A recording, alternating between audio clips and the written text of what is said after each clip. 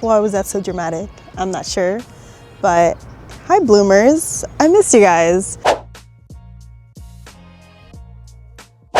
It's been a few months. I'm still living in London. It's been great. I'm still from America, but I still wanted to take you guys along for the ride. I think that one thing that's just really important is that when you move to a different country, it's a lot to adapt to all at once. And so I've officially been in London for 6 months, but I'm really excited to just take you guys along for the ride. But I wanted to share with you guys 3 reasons why you should move to London, especially coming from the United States. So number 1 would be quality of life and walkability. So one major thing I really love about living in London is how walkable the city is. It does take a minute to get from point A to point B, but you're living a healthier lifestyle. I think living in the United States, we drive a lot and you have to drive, like it's essential. Even being from South Florida, I get it. You have to have a car in order to really get places the quickest way possible. But one thing I love about London, or one thing I've had to grow to love about London, is how walkable it is. Sometimes I do not want to use my legs. Sometimes I don't want to use my Chevrolet legs. But it's really allowed me to love just being outside, especially now that it's entering spring and summer. It's just such a beautiful time of the year to really enjoy like being outside and being in London. Can you guys believe I've lost like 10 pounds living in London? I'm walking all the time. It's crazy. On that note, with walkability, I do not have a car here. In America, I've had a car since I was about 17 years old. Super grateful for my parents. Thank you, Mom and Dad. But I've always had a car to get me from point A to point B. And so in London, it's completely unnecessary to have a car. Like, even if you had a car, it's unnecessary because the roads are so narrow and they're so small. Like, even if I wanted to ship my car, even I was thinking about it and people were like, oh my gosh, are you gonna ship your car from the US to the UK? My car wouldn't have fit on the road. Like, I haven't even seen my car here because I haven't even seen other models of my car here because I just don't think it would have worked at all. So it's really funny when people ask that, or now that I look back and I think about having a car here, but it's completely unnecessary because the roads are just narrow. There are buses like every 5-10 minutes, maybe sometimes 15 minutes. But I think it just really depends on like where you live too. Something that I've realized is I've had to walk a lot more in London, I would say, or I've had to take the bus more because I live in Southeast London. So there are no tubes in this area, which I wish I knew because I really didn't. I don't know, I just never considered it. And so, but I think that it requires me to walk a lot, which is actually a lot better than I thought it would be. I have to keep reminding myself, okay, walking is not bad, like it's good, it's active, I'm being outside, and it's actually better for me. So I would have to say quality of life and walkability living in London has been really great. So for my second reason why you should at least consider moving to London from the US, let's head somewhere else.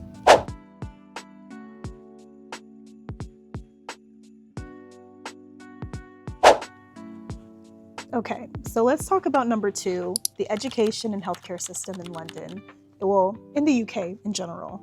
So I would say there are definitely pros and cons to the educational system versus in the US. I really just think it depends what type of person you are and what you really value. One big difference that was so when I got here was there's barely any homework that's given in the British school system. The school system here is very independent work, you do your own thing, and I'm not used to that. So I graduated from the University of Florida. I was an online student. Go Gators, yes. And it was an amazing experience, but y'all, the way that I had homework was crazy. I was always doing homework every single day. It's one of those things where it's like, you go to bed and you're like, oh my gosh, did I have an assignment due? Oh no, I didn't, I'm fine. It was always just homework. And sometimes it can feel like these professors are just giving you busy work. So I think the British school system is really great because they just have these big assignments at the end of the term. It's your responsibility to study. It's your responsibility to be a student. And I think that can be really great. But My only issue with that was I liked having homework because I think it helped me to feel like I knew what I was learning. Rather than, it felt like when I moved here during the lectures, I was being told a ton of information. Not having homework made me feel like I wasn't being solidified in what I actually knew. So that was kind of difficult, and then you're expected to do this big assignment at the end. I think it's definitely a pro where I feel like I can actually like enjoy my life and like breathe a lot more here. But don't let that fool you, even me saying that. These assignments are really thick and they're just huge assignments at the end. So what I've seen so far is they usually will give 2 assignments at the end of the term. And sometimes this can be at the very end of the term, but even these assignments can be due a month after you're done having classes. And that's kind of strange. I've never seen that before, versus in the US where your assignments are only going to be really due during the school time. So that was something to adapt to. I've seen that so far I've usually had one big group assignment where maybe it's like 4 other people in the class and we have to present and we have to submit a presentation. And then after that, we will have an individual assignment, an individual essay that we'll have to also submit. If there aren't 2 assignments due, then what I've seen so far, and I literally have this term, where I just have a humongous portfolio that's due and it's like 5,000 words. So it's kind of like everything put together. So I've noticed that there's a lot more group assignments here. And I'm not used to that. Maybe it's because I was an online student, but it was a lot of independent work that I did at the University of Florida. Not really any group work. So again, this can be a big pro for someone if they don't like homework. Oh yeah, the British school system, like you'll love it, but you just need to make sure you're still being a great student and not just waiting until the very end to make sure you understand the concept and go to class, go to class. Okay, secondly, let's talk about the healthcare system. Again, it can be a pro, it can be a con, but it really just depends on who you are as a person and why you're coming to London. So I am a master's student. I have a student visa and my program is a 1 year long. So when I paid for my visa, I also had to pay for a healthcare surcharge. And I can't remember how much it was at the moment, but it was pretty expensive. It was more than my visa. I think it was maybe, I'll put it up on the screen. You're basically going to be paying for your entire healthcare for the entire year that you're here. So it's a fixed cost. You have to just pay for the entire thing. And it's a really big pro if you're a British person, then you don't, from what I understand, British people don't have to pay for their healthcare here. But as a student, I definitely did. And so I definitely saw that money come out of my account and it was not cute. But I also understand why I had to pay it. I'm not from here, I'm a foreigner, and I'm totally fine with it. But it's something that I just had to remember and consider.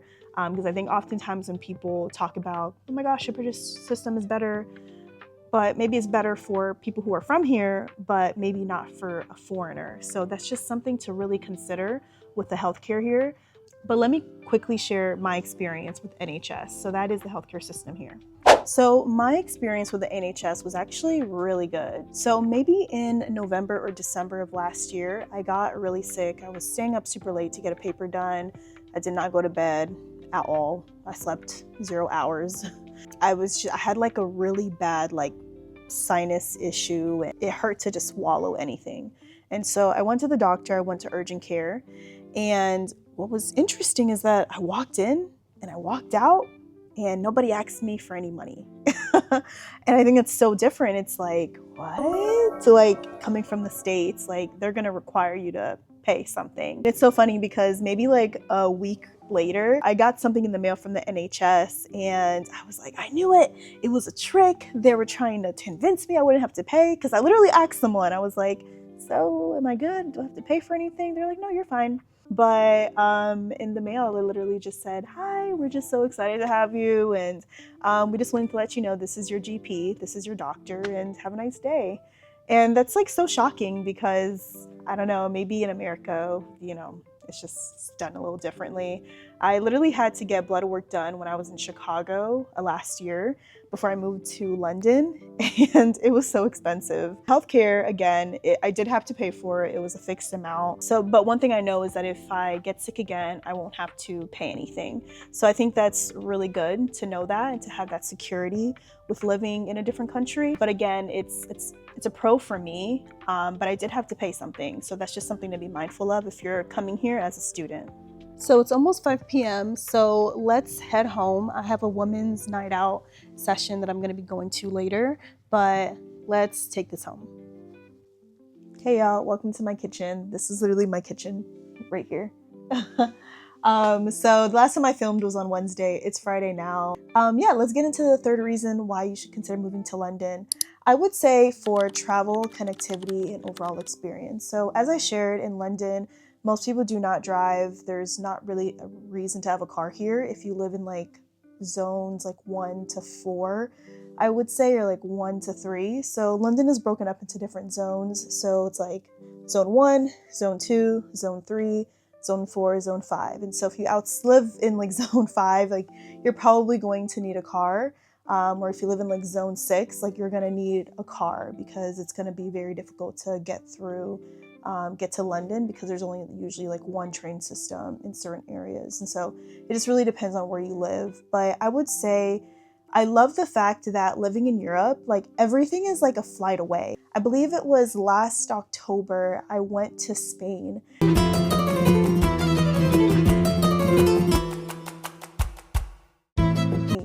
And it was like a pretty cheap flight. It was like £100 or something like that to go to a different country, you know? And I think being from the States, like that's not very common because maybe to go to another state, that's different.